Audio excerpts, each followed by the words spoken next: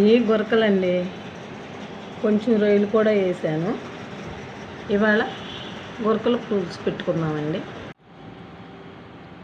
ఆ గొరకల్లోకి 2 ఉల్లిపాయలు, 4 పచ్చిమిరపకాయలు వేసానండి.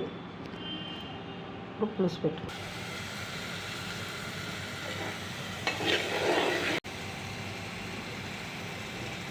ఉల్లిపాయలు వేసానండి. కొంచెం దోరగా వేగిన తర్వాత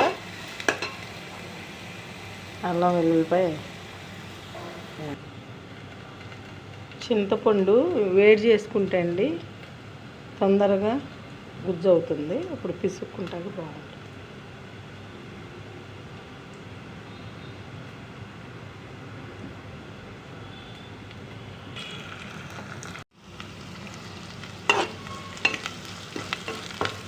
కరివేపాకు రెబ్బలు కూడా వేసానండి.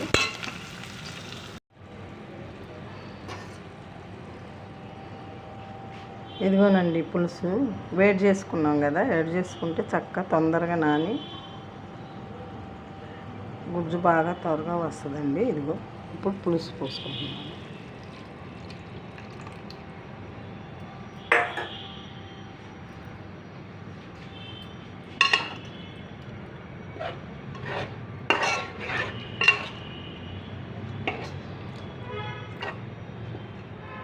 పులుసు పోసానండి.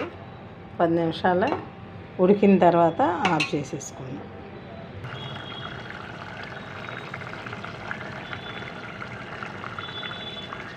గొరకలో రొయ్యలు పులుసు రెడీ అయిపోయిందండి.